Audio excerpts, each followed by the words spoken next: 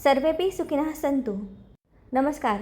आज मी खोबऱ्याच्या वड्या केल्या आहेत। साखर आणि खोबरं आणि स्वादानुसार वेलची, जायफळ एवढेच पदार्थ टाकून आणि अत्यंत साध्या सोप्या पद्धतीने ह्या खोबऱ्याच्या वड्या या पद्धतीने केल्या तर खराब न होता बऱ्याच काळ टिकतात। आता मी दाखवते कशा करायच्या त्या। इथे मी 4 ते 5 अशा खोबऱ्याच्या वाट्या, ओल्या नारळाच्या वाट्या घेतलेल्या आहेत। नारळ लहान आणि मोठा असू शकतो, त्यामुळे वाट्याच्या प्रमाणात मी पुढे दाखवत आहे। हा ओला नारळाच्या वाट्या ज्या मी किसलेल्या आहेत त्या मिक्सरवरनं पुन्हा बारीक करून घेतलेल्या आहेत। ओल्या नारळाच्या डायरेक्ट किसायच्या या मी वड्या करत नाही, त्या मिक्सरवरनंच काढते, त्यामुळे वड्या अतिशय सुंदर होतात। आता हा एकूण संपूर्ण मिक्सरवरनं काढलेला नारळाचा चव आहे। आता ह्याच्यानंतर ते किती चव झाला ते वाटीने मोजायचं आहे। वाट्या ह्या 1 वाटी घेतलेली आहे प्रमाणासाठी, व्यवस्थित पूर्ण भरून घ्यायची। एकदम जास्त दाबून घ्यायची नाही, पण पूर्ण भरून घ्यायची। ही 1 वाटी झालेली आहे।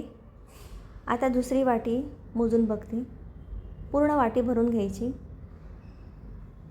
ही झाली, आता व्यवस्थित दाबून भरायची दुसरी वाटी। आता उरलेला हा बहुतेक तिसरी वाटी होणार पूर्ण। हा पूर्ण 3 वाट्याचा इतपत खोबऱ्याचा हा किस निघालेला आहे। नारळाचा चव हा वाटीने मोजल्यामुळे साखरेचं प्रमाण अचूक होतं। आता ह्याच वाटीने साखरेचं प्रमाण, ही 1 वाटी, एकूण 3 वाट्या ओल्या नारळाचा किस आहे, त्यामुळे साखर ही दुसरी वाटी।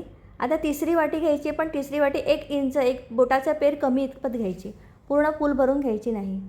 आता साखर टाकल्यानंतर ह्याच्यामध्ये जायफळ आणि वेलची टाकली।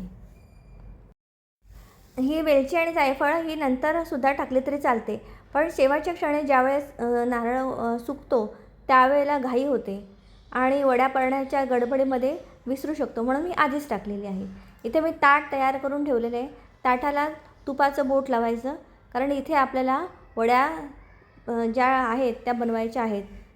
इथे हे तूप लावून झालं आहे आणि एका कढईमध्ये साखर आणि ओल्या खोबऱ्याचं जे मिश्रण आहे ते मी एकत्र केलेलं आहे। आता 1 चमचाभर आपण ह्या मिश्रणात तूप टाकायचं आहे। गॅसची फ्लेम ही लो टू हाय इतपत असली पाहिजे, गरजेनुसार कमी जास्त पण करता येते। आता व्यवस्थित हे मिश्रण एकजीव करायचं। साखर पूर्ण विरघळलेली आहे, पलेताने सतत ढवळत राहायचं, नाहीतर हे करपू शकतं, याला थोडा वेळ जाणार। आणि मिश्रण झालेलं हे कळणार कसं, तर पहिली गोष्ट म्हणजे हे मिश्रण गोळा होत जातं आणि कढईच्या ज्या कडा आहेत त्यांना खोबरं सुकलेलं दिसतं। इथे तसेच जे खोबरं आहे, जे मिश्रण, ते आधीपेक्षा जरा जास्त पांढरकं होत जातं, कलर बदलतो। आता आपल्याला उतरायचं कधी कढई आणि गॅस बंद कधी करायचं हे कळणं महत्त्वाचं आहे। त्यासाठी सगळ्यात महत्त्वाचं म्हणजे जे उलटणं आहे, पलेताने आपण जे चमच्याने ढवळतो तो इथे मी उभा केलेला आहे आणि उभा करायचा, कढई हलवून बघायची, अजिबात पडत नाही, हलत नाही। याचा अर्थ हा परफेक्ट पॉईंट आहे की वड्या तयार झालेल्या आहेत। आता कढई काढून घ्यायची आणि मिश्रण आहे ते प्लेटमध्ये मी आता काढून घेतलं आहे। ही जी नंतरची प्रोसिजर असते ती पटापट करावी लागते, नाहीतर खोबऱ्याचा भुगा होऊ शकतो। आणि या पद्धतीने ही मी एका प्लेटमध्ये जे मगाशी तूप लावून ठेवलेलं आहे त्याच्यात काढलेली आहे। आता व्यवस्थित उलटण्याने किंवा मी वाटीला 1 तूप लावलेलं आहे, त्या वाटीच्या साहाय्याने मी आकार देणार आहे, पसरवणार आहे। गरम असतानाच हे मिश्रण पटापट थापायचं आणि आपल्याला कितपत पातळ पाहिजे किंवा जाड वड्या पाहिजेत त्याच्या अंदाजानुसार आपण पसरवू शकतो। आणि गरम असतानाच ह्या सगळ्या प्रोसिजर करायच्या।